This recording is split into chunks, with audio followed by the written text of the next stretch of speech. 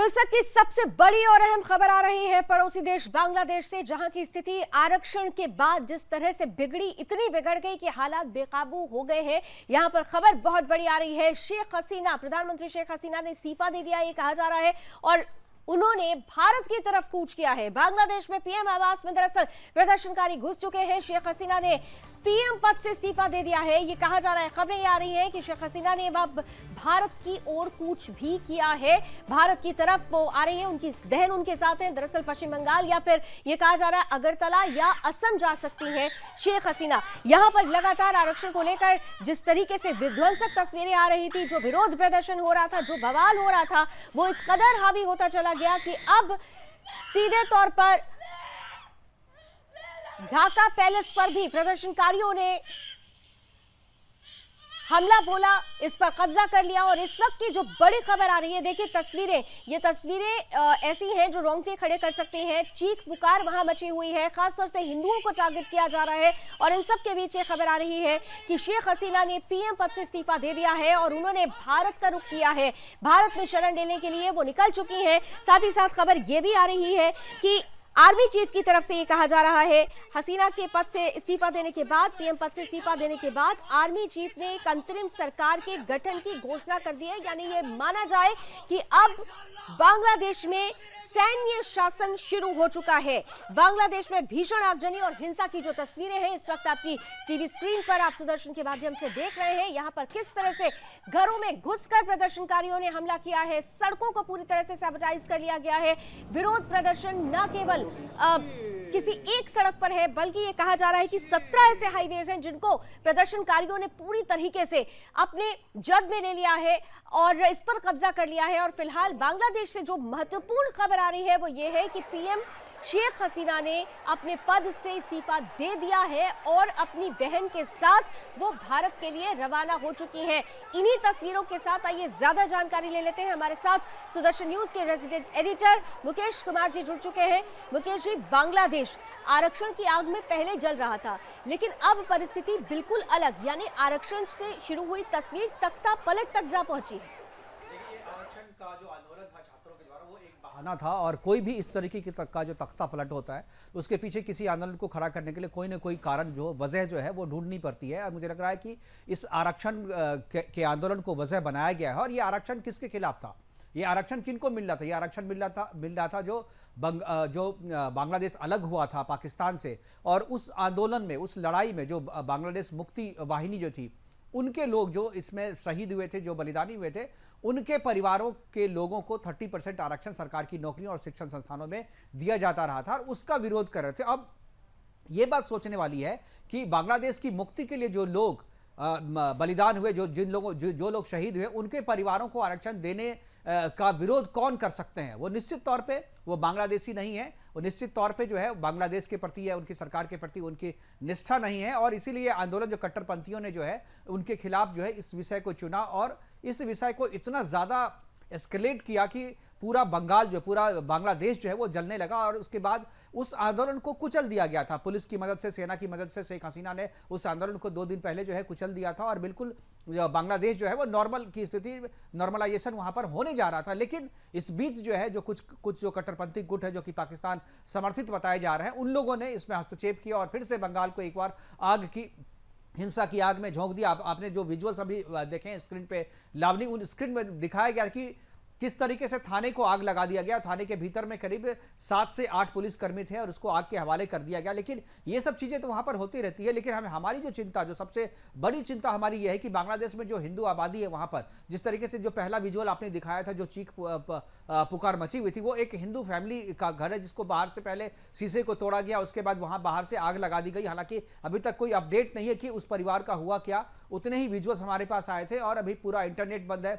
किसी भी तरीके की सूचना जो है हमें बांग्लादेश से नहीं मिल रही कि वहां के जो हिंदू है वो किस हालात में है, किस परिस्थिति में है। हालांकि जो विदेश मंत्रालय है, उन्होंने एक एडवाइजरी जारी की है। उन्होंने कहा है कि जो लोग जहां पे है वहीं पर सुरक्षित ठिकानों पर है, किसी भी तरीके की आवाजाही ना करें और अपने आप को जहां पे हैं वहीं पर बचा करके रखें। ये एडवाइजरी जारी किया गया है। जो उच्चायुक्त वहां पे हैं भारत के, बांग्लादेश में ढाका में, उनसे भी संपर्क किया जा रहा है। लेकिन जो उच्चायुक्त हैं वहां पर और जो वहां पर जो अपना राजनयिक भवन है वो कितना सुरक्षित है, यह भी एक देखने वाली बात होगी। क्योंकि जब प्रधानमंत्री के आवास पर हमला हो सकता है, प्रधानमंत्री को इस्तीफा दे करके अपनी जान बचा करके भारत की तरफ कूच करना पड़ रहा है, तो आप स्थिति को समझ सकते हैं कि कितनी गंभीर वहां पर स्थिति है। और इस स्थिति से निपटने के लिए मुझे लग रहा है कि बांग्लादेश को अभी, हालांकि जो सैन्य प्रमुख हैं जमा वहां पे, उन्होंने अंतरिम सरकार के गठन करने की घोषणा की है। उन्होंने ही आधिकारिक तौर पे बताया है कि शेख हसीना ने इस्तीफा दे दिया है और इस्तीफा की घोषणा के बाद वहां जो है अंतरिम सरकार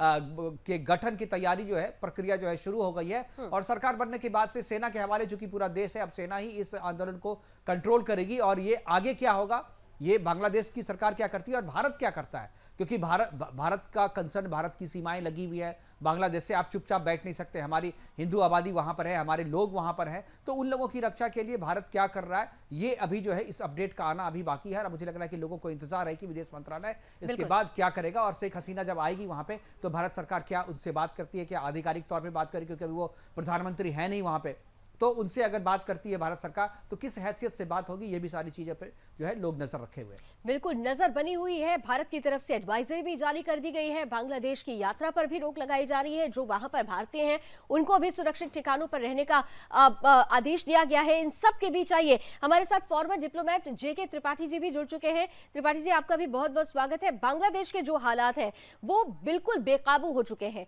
शेख हसीना का पीएम पद से इस्तीफा देना और फिर तख्ता पलट की ये कहानी शुरू होना बांग्लादेश को कहां लेकर जा रहा है? देखिए, मुझे तो साफ साफ लग रहा है कि अभी जो हालात है उस हिसाब से शेख हसीना को इस्तीफा देने को मजबूर किया गया है। और ये मजबूर किया है आर्मी ने। और इसका मतलब है कि आर्मी टेक ओवर कर रही है। जैसे पाकिस्तान में कठपुतली सरकार चलती है, वैसे ही शायद इंटरिम कैबिनेट की स्थापना जनरल वहां से कर लेंगे और वो मिलिट्री के उसे चलाएंगे सरकार। क्योंकि ये बाकायदा एक लोकतांत्रिक ढंग से चुनी हुई सरकार है जो बहुमत से आई है। इसको इस तरह से पॉलिटिकली तो नहीं हटाया जा सकता, इसलिए इसको सेना की मदद से हटाया गया है। मुझे याद आता पिछले शताब्दी में, जब आपको याद होगा कि जनरल जियाउर रहमान ने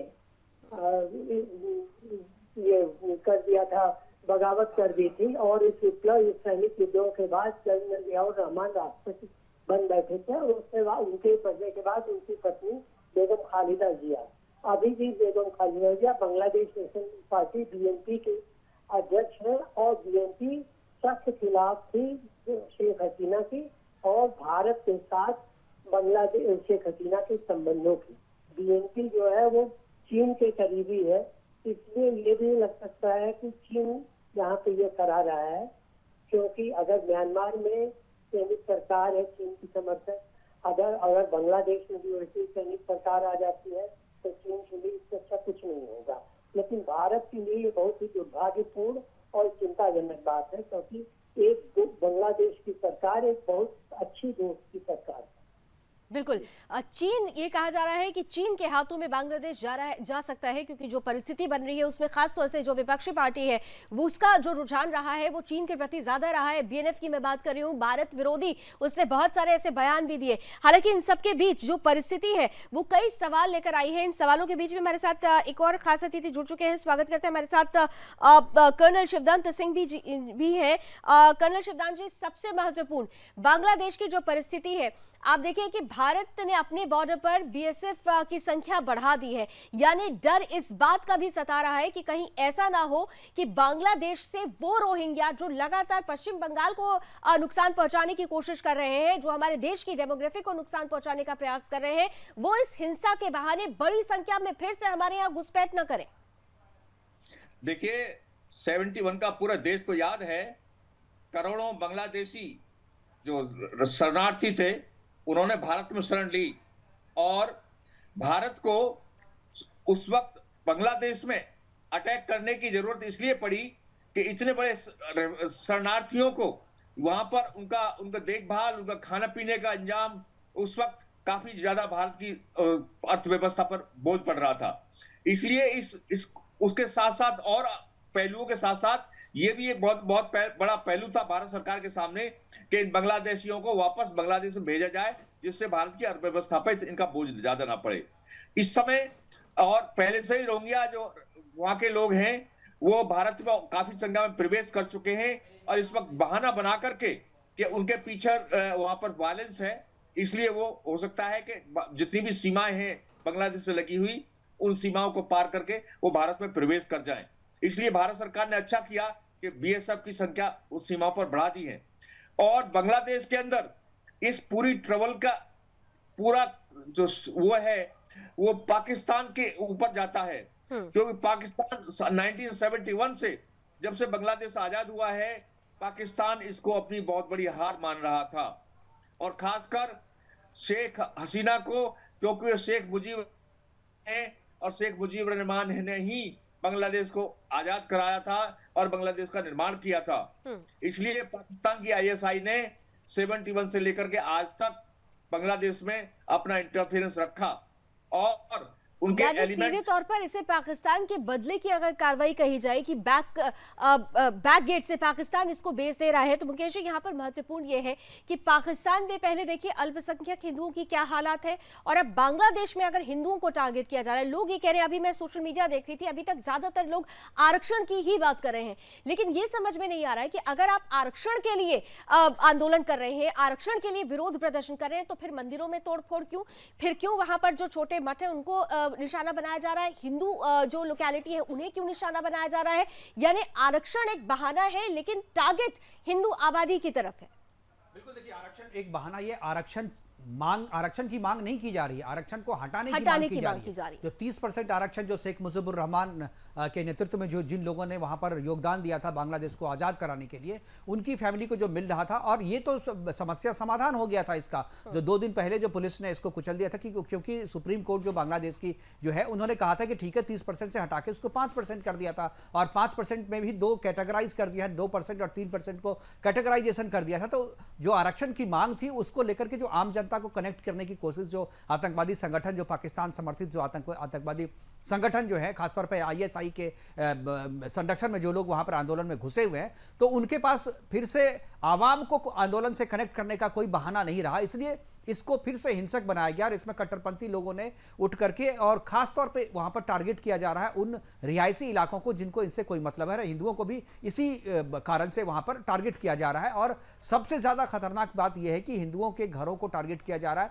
हिंदुओं को चुन चुन करके जो है वहां पर जो है निशाना बनाया जा रहा है, मंदिरों को, मठों को उजाड़ा जा रहा है। मुझे लग रहा है कि ये चीजें जो है भारत को अब जो है हस्तक्षेप करना होगा, क्योंकि जो चीन वाला जो एंगल है वो भी बिल्कुल सही है, क्योंकि भारत को चारों तरफ से घेरने के लिए, देखिए नेपाल में भी इस तरीके की जो गतिविधियां होती है तो चीन का उसका हाथ होता है। नेपाल में भी जो सरकार वहां पर बदली, पहले वहां पर हिंदू राष्ट्र था, और उसके बाद 15 में जो है वहां पर संविधान को बदल करके उसे धर्मनिरपेक्ष स्टेट बना दिया गया। और खासतौर पर अगर बांग्लादेश की बात करें तो 72 में वहां पर जो संविधान की स्थापना हुई थी और जो सरकार बनी थी, तो संवैधानिक तौर पर वो धर्मनिरपेक्ष राष्ट्र बना था, लेकिन 1988 में बांग्लादेश को जो है मुस्लिम कंट्री के रूप में घोषित कर दिया गया, और उसके बाद से ही समस्याएं जो है वहां पर शुरू हुई, और खासतौर पे जो अल्पसंख्यक बांग्लादेश में रह रहे हैं उनके साथ जो है हिंसा वहां पर शुरू हुई थी 88 के बाद, जब बांग्लादेश को मुस्लिम स्टेट बना दिया गया था, मुस्लिम कंट्री बना दिया गया था। तो यह जो लड़ाई अभी जो चल रही है, जो आंतरिक युद्ध जो चल रही है, सेना के नेतृत्व, सेना ने तख्ता पलट किया है, और ये सेना आईएसआई के प्रभाव में है, आईएसआई के इशारे पे काम कर रही है, और वहां पर जो है एक लोकतांत्रिक तरीके से चुनी हुई सरकार को अपदस्थ करके बांग्लादेश को पाकिस्तान बनाने की कोशिश की जा रही है। और अभी जो है, अभी भारत का यहां पर क्या फैसला होता है बॉर्डर में, निश्चित तौर पे सबसे बड़ी समस्या यह है कि जो समस्याएं, जिन समस्याओं से भारत अभी जूझ रहा है, बांग्लादेश, असम में रोहिंग्याओं के आना पूरे देश में जो आ रहा है, वो 1972 के काल में ही हुआ था, लाबनी, जब भारत और बांग्लादेश की, पाकिस्तान की लड़ाई हुई थी, बांग्लादेश आज़ाद हुआ था। उस दौरान जो लोग यहाँ पर शरणार्थी के रूप में आए थे, वही आज हमारी समस्या है, वही हमारी डेमोग्राफी को चेंज कर रहे हैं। और यह जो नया जो मसला हुआ है, ये इस समस्या को और इंटेंसिफाई करेगा और भी इस समस्या को बढ़ाएगा। मुझे लग रहा है कि भारत सरकार जो है, जो फैसला तत्काल रूप से उन्होंने लिया कि बॉर्डर पे उन्होंने अपने लोगों को बढ़ाया है, बॉर्डर सिक्योरिटी फोर्सेस को जो है वहां पर लगा दिया है, और कोई भी लोग इधर से उधर ना आ पाए, इसकी जो है हमें निश्चित तौर पे इस बात के प्रति जो है आश्वस्त करना पड़ेगा लोगों को और सेना को, जो बीएसएफ है खासतौर पे, कि एक भी बांग्लादेशी घुसपैठिया या जो रोहिंग्या है वो भारत में की सीमा में प्रवेश ना कर पाए। चलिए, और इस वक्त आपको हम एक बहुत खास तस्वीर दिखा रहे हैं। ये जो तस्वीर आप देख रहे हैं स्क्रीन पर, दरअसल ये कहा जा रहा है कि प्रधानमंत्री शेख हसीना ने देश छोड़ दिया है और भारत में शरण लेने के लिए वो रवाना हो चुकी हैं। ये कहा जा रहा है कि वो अपनी बहन के साथ भारत का रुख कर रही हैं और कुछ ही देर में या तो वो अगरतला या फिर असम में लैंड कर सकती हैं। ये उनकी जो जिस हेलीकॉप्टर से उन्होंने भारत की तरफ रुख किया है, उसकी जो प्रेजेंट पोजीशन है उससे जुड़ी हुई ये लाइव लोकेशन, जिस प्लेन से वो आ रही हैं, ये लाइव लोकेशन हम उसका दिखा रहे हैं। इस वक्त झारखंड वो क्रॉस करती हुई नजर आ रही है। बहरहाल भारत क्योंकि सच्चा मित्र रहा है और शेख हसीना से प्रधानमंत्री नरेंद्र मोदी की जो पर्सनल केमिस्ट्री है वो भी सबने देखी है। लेकिन इन सब के बीच एक महत्वपूर्ण सवाल, जो अभी अगर सोशल मीडिया पे बहुत सारे लोग थोड़ा कंफ्यूज हो रहे हैं, यहाँ पर एक चीज मुकेश जी मैं आपसे पहले पूछूंगी और फिर उसके बाद कर्नल साहब आपके पास आती हूँ कि क्या बांग्लादेश की जो सिचुएशन है उस सिचुएशन को श्रीलंका में जो अराजकता उत्पन्न हुई थी उस सिचुएशन से कंपेयर किया जा सकता है या ये बिल्कुल अलग है? नहीं, मुझे लगता है कि ये दोनों अलग अलग चीजें। वहां पर जो है वो जन आंदोलन था, वो निश्चित तौर पे जन आंदोलन था और वो वहाँ की अर्थव्यवस्था खराब हो गई थी, वहाँ महंगाई बढ़ गई थी, लोगों को खाने पीने और जो हेल्थ की समस्याएं थी, सब चीज़ में दिक्कत हो रही थी। इसलिए जो वो जनता ने आंदोलन किया था सरकार को पलटने के लिए, उसमें किसी बाहरी शक्ति का जो है चीन का उसमें हाथ था, लेकिन क्योंकि चीन ने जो है वहाँ पर वो इस तरीके की सिचुएशन वहाँ पर क्रिएट की थी, तो वो एक तरीके से कहें बाहरी हस्तक्षेप तो था, लेकिन वो आंदोलन इतना हिंसक नहीं था भारत के खिलाफ। भारत के लिए भारत का इन्वॉल्वमेंट नहीं था उसमें, भारत कहीं से सीधे तौर पे प्रभावित नहीं हो रहा था श्रीलंका वाले आंदोलन में। लेकिन बांग्लादेश में जो मसला है इसमें भारत सीधे तौर पे प्रभावित हो रहा है। वहां पर जो हिंदू हैं, वहां पर जो भारतीय हैं, उनके साथ जो है हिंसा हो रही है, उनको टारगेट किया जा रहा है। और पाकिस्तान ने जो इस युद्ध में जो अघोषित, मैं तो कहूँगा इसे गृह युद्ध जो है, इस गृह युद्ध में पाकिस्तान की जो भूमिका है वो भारत से बदला लेने की है, बांग्लादेश से बदला लेने के लिए, क्योंकि बांग्लादेश को पाकिस्तान से अलग भारत ने करवाया था और आईएसआई उसी दिन से जो है इसको अपना ईगो और अपने नाक की लड़ाई मानता है। जब भी पाकिस्तान के साथ भारत की चर्चा होती है, जब भी इस तरीके की बात होती है, तो पाकिस्तान को ये याद दिलाया जाता है कि तुमने जो है 71 के युद्ध में भारत ने तुम्हें सिक्का दी, 95,000 जो सेना थे उसको सरेंडर करवाया था मानेकशॉ ने अपने ये में। तो ये सारी चीज़ें जो है ये पाकिस्तान को कहीं ना कहीं जो है जो इंटरनेशनल लेवल पर या जो उनकी सेना की जो मेंटालिटी है वो कहीं ना कहीं उसे हमेशा जो है हर्ट करती है। तो और शुरू से जब बांग्लादेश आज़ाद हो चुका था, मुक्त हो चुका था, उसके बाद से कभी भी आईएसआई का या पाकिस्तान का इंटरफेरेंस वहां पर खत्म नहीं हुआ था, कम जरूर था वहां पे, लेकिन धीरे धीरे अब जो सिचुएशन है उसमें चीन ने भी उसमें इंटरफेयर किया है और चीन के भी सहयोग से वहां पर स्थिति अब विस्फोटक हो गई है और आज जो है तख्ता पलट जो है वहां पर कर दिया गया। बिल्कुल, आपने ठीक कहा कि एक तरफ तो पाकिस्तान के लिए वो नाक का सवाल बन रहा था, कहीं ना कहीं से भारत को अशांत करना, दूसरी तरफ चीन के लिहाज से। मैं कर्नल सर आपके पास आ रही हूँ कि आपको लगता है कि जिस तरह से दक्षिण एशिया की हम बात करते हैं और यहाँ पर ग्लोबल साउथ में भारत की जो धमक बढ़ी है, चीन ये कतई बर्दाश्त नहीं कर पा रहा है, इसलिए चीन अलग अलग मोर्चे पर भारत के लिए मुश्किलें पैदा करने का प्रयास कर रहा है। पहले चाहे हम नेपाल की स्थिति को देख लें या फिर हम अभी हम बांग्लादेश की स्थिति की बात कर लें, और पाकिस्तान तो खैर हमारा दुश्मन रहा ही है। अगर चीन का इन्वॉल्वमेंट है तो क्या वाकई ये भारत को टारगेट करके किया जा रहा है? बिल्कुल आप सही कह रही हैं। भारत ने शुरू से ही चीन की सारी नीतियों का विरोध किया है। आपको पता होगा वन बेल्ट वन रोड, जिसको कॉमन आर्थिक पाकिस्तान में इसने चीन ने बनाया है, इसके लिए भारत ने शुरू से ही मनाही की है और भारत उसके साथ बिल्कुल भी नहीं है। इस प्रकार से भारत ने चीन को उसकी जगह उसी वक्त दिखा दी है। और उसके अलावा हमारा सीमा विवाद चीन के साथ ऑलरेडी चल रहा है, जिसमें हमने गलवान, जो चीन ने गलवान में जो अपना किया था, जो झड़प हुई थी गलवान के अंदर, उसके बाद भारत ने अपनी सारी जो स्थिति है सारी सीमाओं पर, हमारी स्थिति अभी चीन की सेना से बेहतर हो गई है। हमने वहां तक पूरी रोड कनेक्टिविटी, हमारा पूरा एयर डिफेंस, हमारे जितने भी और सिस्टम्स हैं सब, और हमने वहां पर आर्मर्ड की टैंक्स तक पहुंचा दिए चीन बॉर्डर पर। इस प्रकार से हमने चीन को पूरी तरह से आंसरलेस कर दिया है सीमाओं पर।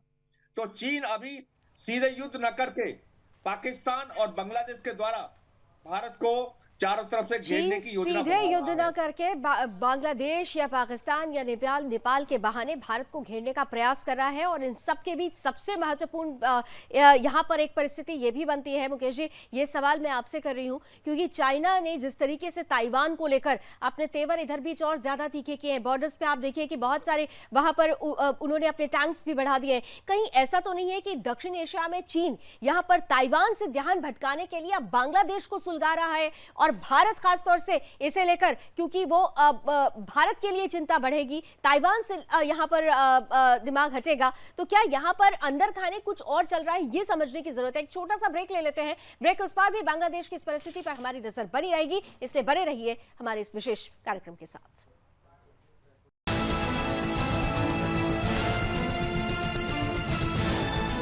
आप देख रहे हैं सुदर्शन न्यूज।